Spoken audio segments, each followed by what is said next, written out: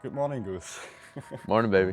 Now, if you had to start from scratch, what would be the first thing you would do? If I had to start from scratch over again, actually, I might do it the exact same way that I did it, which is put myself out there, start a community without any understanding at all, and then go through the motions. Invite people in, give them something they don't get in the outside world, teach them something or do something for them for free until it is reasonable for you to start charging for them. Give them so much that they beg you to pay more. Do you need to have followers on other platforms to grow on Skool? You absolutely do not need any followers to grow on Skool. Community is a different game than social media. Community is what I think social media wanted to be.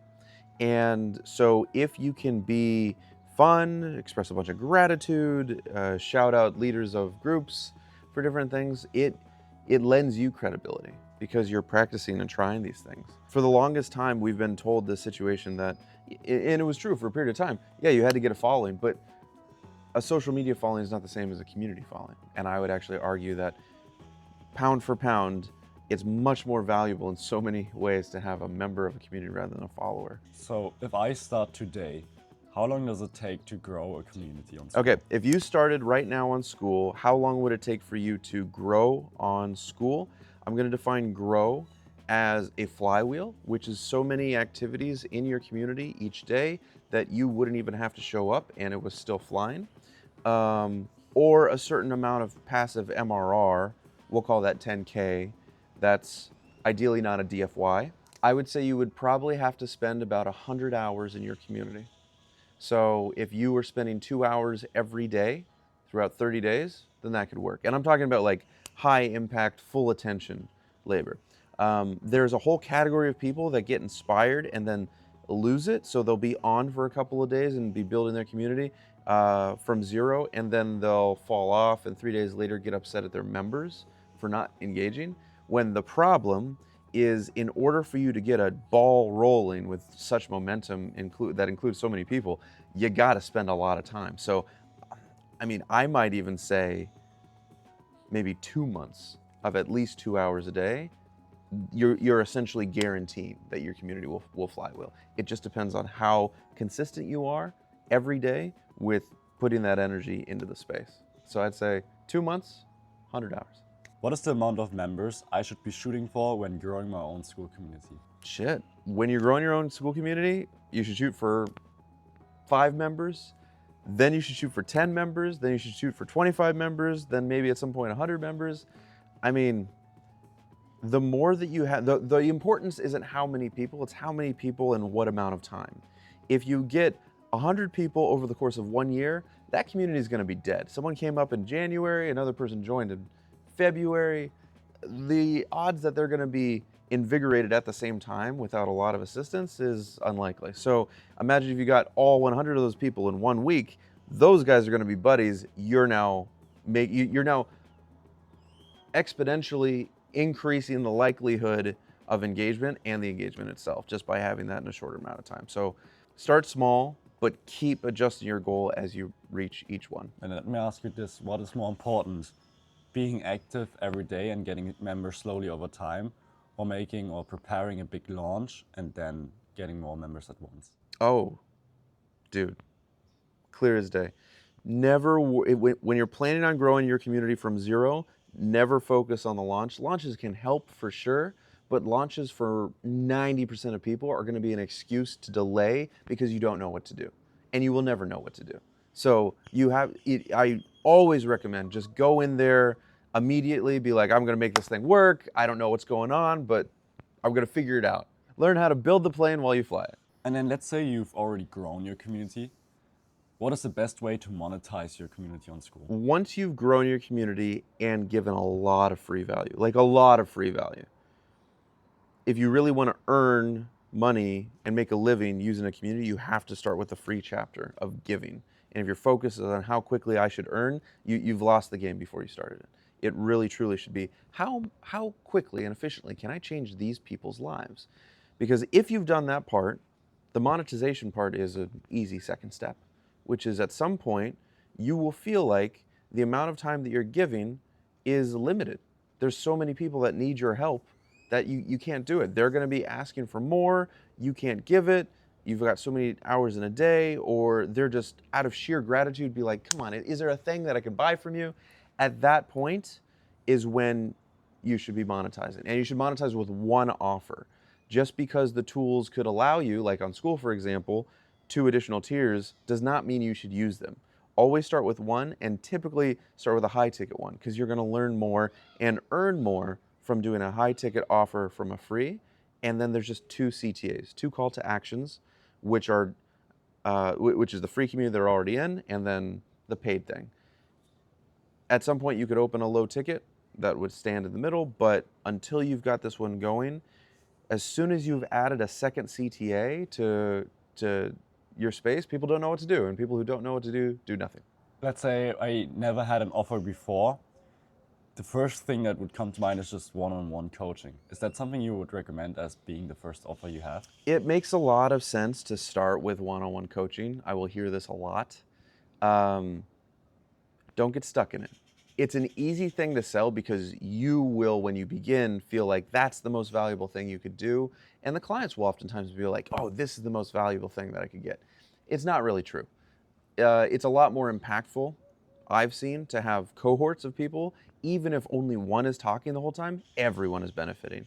And there's a big difference of having it happen live versus recorded. Huge difference. So don't get stuck in the one-on-one when you begin. It makes sense to do that, and you can scale that to a certain point. But also, the whole point of going online to begin with, most of the time, is that you're trying to move out of doing a service to teaching, which is to say, not trading your time for money. And one-to-one is effectively trading your time for money at a slightly higher dollar amount per hour.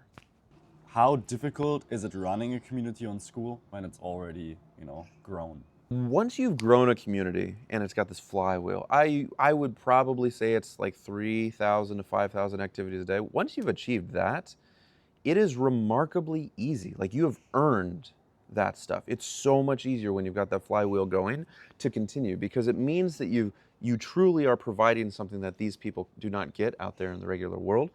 And so they're going to come back, and they've clearly made friends, like not guru, but network model.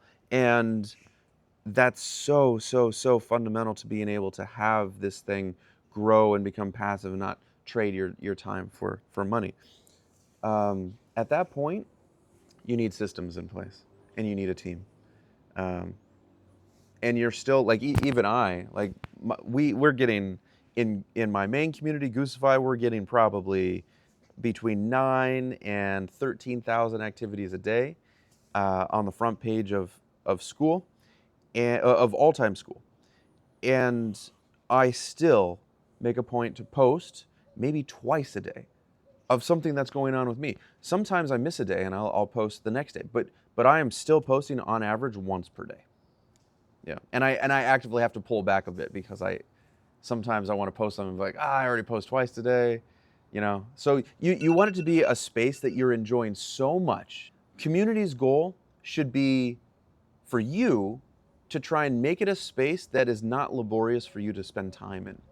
Because if you're able to crack that and actually enjoy the space that you're creating, it means it's not work anymore.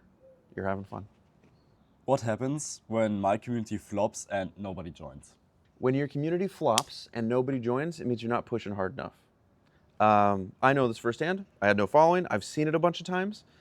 When you have a community and you're nervous to push it out to people, that makes sense.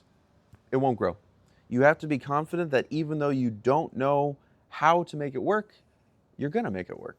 With that confidence, that's all you need to approach people all day long. Really, all business, sales, growth, it's all about volume at some point. So if you reach out to 10 and only 2 join, well, if you need 10, well, then you're going to have to get that many more by scale people that you interact with in order to get that 10.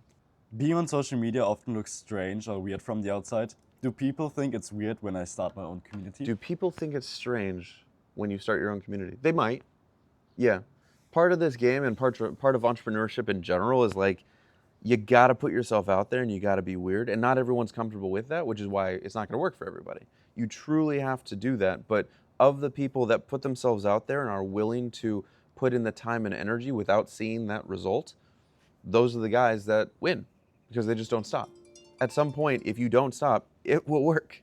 If you are setting out to have your own business, launch your own thing online, get your own following, whatever, you will need to become comfortable with being uncomfortable sometimes, which will be putting yourself out there, acting bizarre. I mean, marketing and niching truly can be, especially for a personal brand, weird and unusual. Like, that's how you stand yourself out. So you got to get used to it. Can I switch the topic of my Skool community whenever I want?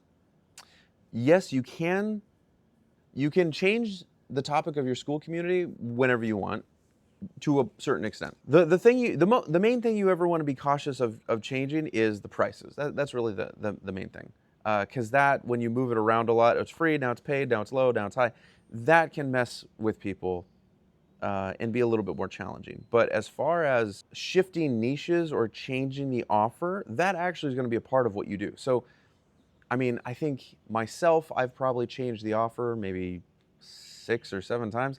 There's a whole slew of, like, if you were to look at your story arc and the journey of your online business, it's going to change constantly. You'll likely start with the DFY, get paid time per hour, money per hour. Then you'll switch to an education offer, probably have more volume at a lower price, and maybe you'll change the software at some day. And those things will all be slight variations. And if you're not changing your offer, even in between some of those phases, like really noticing that maybe there's a particular group of people that are more ROI for you, and you're able to change their lives more when you address just them that you didn't know when you opened the community up. Those are going to be big. Yeah, do not be shy to change the offer. Just be careful about changing the price. Then the last question for today is, where can I learn more about how to grow my own Skool community? I'm a bit biased. My attitude is, if you really want to learn more about Skool, you join Goosify, which is my free community. I see a lot of them on there, and they're good. But I optimize for community, like truly optimize for community, which is focusing on how to extend your lifetime value of members and make it so much fun that it doesn't feel like work. If you have someone that's able to achieve those 2 things, I have never seen them fail. Thank you. That's it. Yep. Was that last answer good? Yep. Beautiful.